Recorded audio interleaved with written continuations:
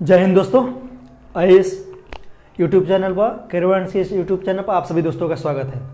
आइए इस वीडियो में हम लोग बहुत ही महत्वपूर्ण जो टॉपिक है अर्थव्यवस्था के उसके बारे में हम लोग पढ़ने जा रहे हैं। जैसे जीडीपी है, जीएनपी है, एनएनपी है, राष्ट्रीय आय है, प्रति व्यक्ति आय है।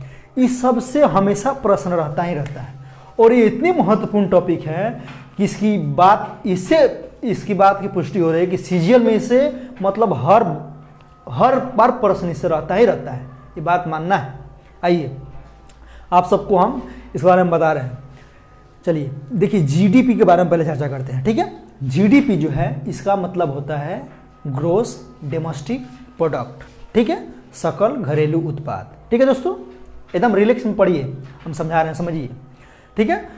तो देखिए जीडीपी जो होता है किसी भी देश के अंदर, ठीक है, वहां के व्यक्तियों द्वारा उत्पादित कुल वस्तुओं के अंतिम मौद्रिक मूल्य को हम लोग जीडीपी कहते हैं, ठीक है दोस्तों।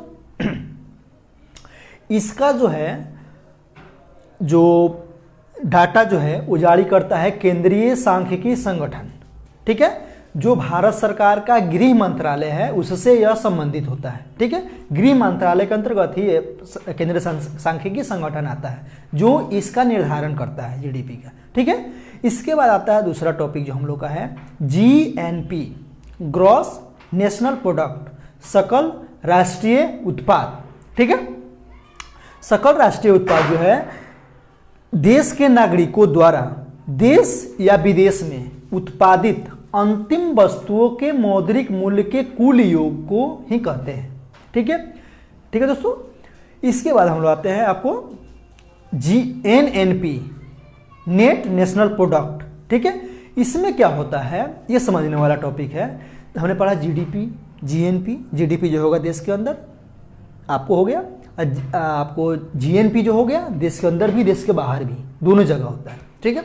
और ये जो हो गया आपको एनएनपी, तो एनएनपी जो होता है नेट नेशनल प्रोडक्ट, इसमें देखिए क्या होता है, जो भी वस्तु का उत्पादन अंतिम रूप से हो जाता है वो विदेश में हो या देश में हो, तो देश का एनएनपी निकालने के लिए, नेट नेशनल प्रोडक्ट निकालने के लिए जो भी उत्पादन होता है, जो विदेशियों द्वारा उत्पादन होता है हमारे देश में, उसको क्या करते हैं हम लोग घटा देते हैं, तो क्या बच जाता है नेट नेशनल प्रोडक्ट, ठीक है दोस्तों, ठीक है। ये समझे। इस पर जो प्रश्न पूछे जाते हैं उसके बारे में हम बता रहे हैं। इन तीनों का आंकड़ा जो है भारत सरकार के केंद्रीय सांख्यिकी मंत्रालय के एक उपक्रम द्वारा होता है जो आपको गृह मंत्रालय से संबंधित है, होम मिनिस्टर से, ठीक है। अब देखिए इनसे प्रश्न कैसे पूछे जाते हैं। जैसे वस्तु का जो उत्पादन हो रहा है, मान लीजिए हमारे देश में कि जितने नागरिक हैं यदि ये विदेश में हैं, ठीक है, उनके द्वारा उत्पादित कुल वस्तुओं के अंतिम रूप से उत्पादित कुल वस्तुओं के मौद्रिक मूल्य का योग मान लीजिए 1 है, हमारे देश में जो है, भारत देश में है, ठीक है। इसके बाद दूसरे देश के व्यक्ति जो हमारे यहाँ कर रहे हैं, ठीक है, हमारे देश में हैं, उनके द्वारा भी कुछ उत्पादन होता होगा, कुछ आय प्राप्त करते होंगे, तो उनके द्वारा उत्पादित कुल वस्तुओं के अंतिम रूप से मौद्रिक मूल्य का योग मान लीजिए y हो गया, ठीक है। तब देखिए यदि यहाँ पर x हमारे देश का हो गया, y दूसरे देश जो हमारे विदेश में आकर हमारे देश में उत्पादन कर रहा है उसका आय हो गया टोटल, हमने हमारे देश का नागरिक जो दूसरे देश में जाकर कमा रहा है उसके द्वारा अंतिम जो उत्पाद हो रहा है वो x हो गया।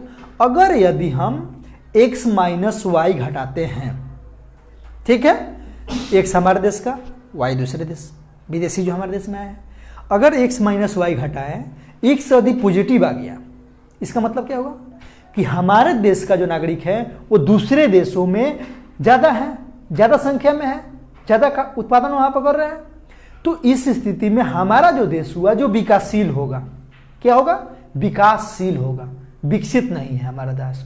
अगर ये विकसित रहता तो हमारे यहाँ रहते, विकासशील है, इसीलिए यहाँ के ज़्यादा से ज़्यादा लोग दूसरे देशों में जा रहे हैं, पलायन कर रहे हैं, ठीक हो गया।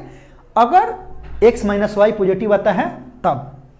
इसके बाद देखिए अगर x माइनस वाई निगेटिव आ गया, यानी हमारे देश के कुल नागरिक जो विदेश में है उनका संख्या हमारे देश में जो विदेशी हैं उनकी संख्या को घटाएं हम, अगर वो ऋणात्मक आ गया, निगेटिव आ गया, ठीक है, तो इसका मतलब ये होता है कि जो विदेशी नागरिक है हमारे देश में ज़्यादा है, हमारे नागरिक जो है दूसरे देशों में कम है, सीधी सी बात है। ऐसी स्थिति में एक कंडीशन तब उत्पन्न होता है जब हमारा देश जो है पूर्ण रूप से विकास में है, विकसित है, ठीक है।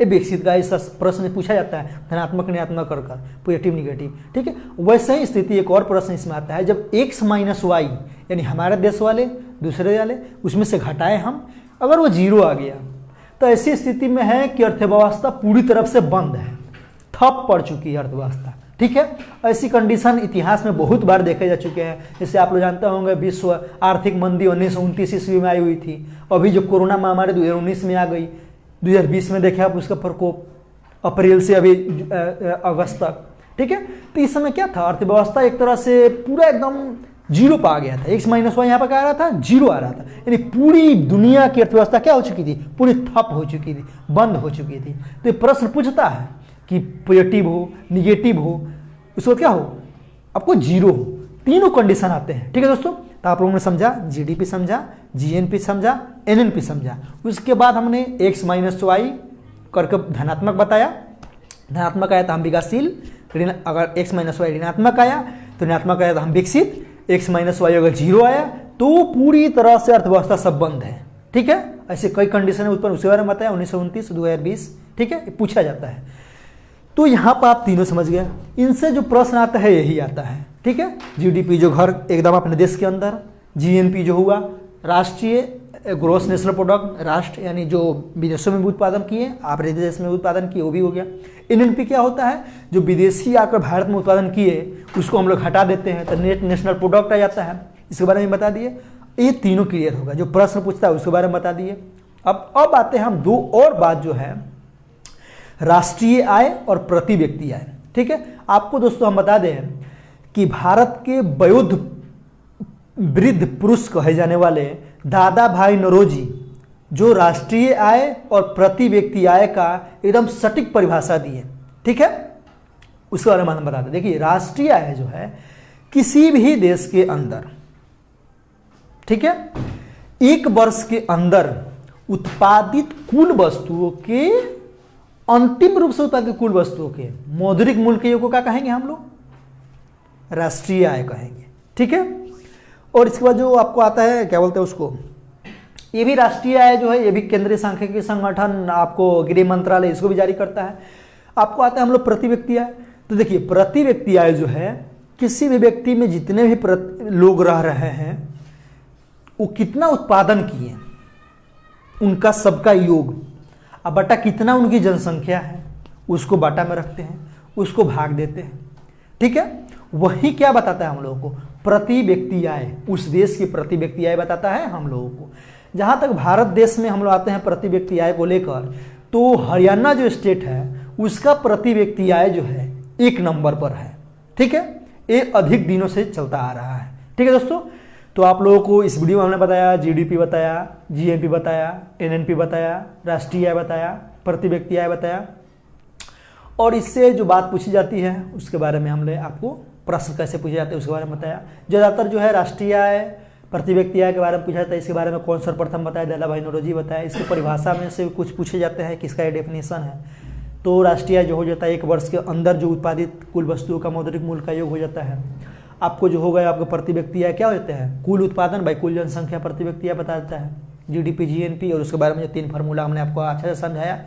इसके अलावा आपको यदि लगता हो प्रश्न पूरे बुक से बनाइए, किसी भी बुक से पूछना हो तो आप कमेंट कर सकते हैं, उसका रिप्लाई हमारे टीम द्वारा, हमारे स्टाफ जो है उनके द्वारा एकदम दिया जाएगा, ठीक है दोस्तों। तो इस वीडियो को यहीं पर रखते हैं। जय हिंद।